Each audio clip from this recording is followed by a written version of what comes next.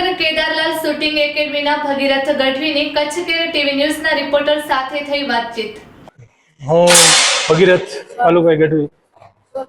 હું અહીંયા Jamnagar district rifle club છે આપણું કેદારલાલ શૂટિંગ એકેડમી, એની અંદર હું અહીંયા બાળકોને શૂટિંગ માટેની કોચિંગ આપું।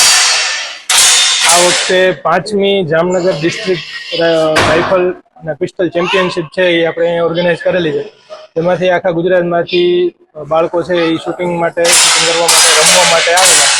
આપણે અહીંયા ડિસ્ટ્રિક્ટ લેવલથી લઈ અને નેશનલ લેવલના, નેશનલ લેવલથી પણ આગળ જે ટ્રાયલ્સ રમેલા છે એ બધા બાળકો છે ને આપણે પાર્ટ લઈ રહ્યા છે। એમાંથી એક ભાઈ છે, છોકરો શિવરાજસિંહ વાળા, તો કે એ આપણે અહીંયા આપણા જ ક્લબમાંથી નેશનલ રમી અને એનાથી આગળ ટ્રાયલ્સ અત્યારે રમે છે।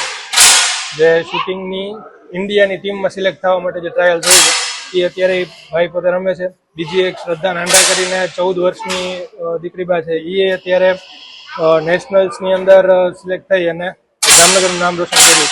આ એકેડમી છે એ 2 વર્ષથી અત્યારે જામનગરની અંદર શૂટિંગ ગેમ જે છે એને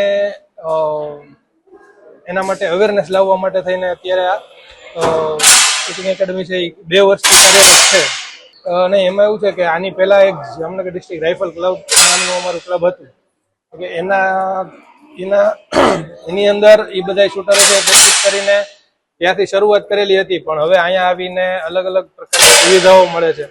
આપણે માનનીય શ્રી જીતેન્દ્રભાઈ લાલ, જીતુભાઈ લાલ જે છે એમણે આ ક્લબ બનાવેલું છે, એમ કે એમના પિતાજીના નામ ઉપરથી જે ટ્રસ્ટ ચાલે છે, હરીશદાસ બાબુદાસ જીવણદાસ લાલ ટ્રસ્ટ છે, એ ટ્રસ્ટની અંદર આ ક્લબ છે એ કામ કરે છે અને એની અંદર ઘણી બધી સુવિધાઓ છે એ બાળકોને અત્યારે મળે છે। આપણે સીયુઝ નામનું જે ડિજિટલ ટાર્ગેટિંગ સિસ્ટમ આવે છે એ આખું અત્યારે આપણે યુઝ કરીએ છીએ।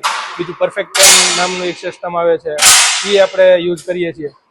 પછી અહીંયા નીચીવાળી રેન્જ મળે છે। આ બધા જે એક ઇમ્પોર્ટેડ વેપન છે એ પણ આપણે ક્લબમાં વસાવેલું છે। આ બધી પ્રકારની સુવિધાઓ મળવાને કારણે તો બાળકો છે એ જલ્દીથી આગળ વધી રહ્યા છે।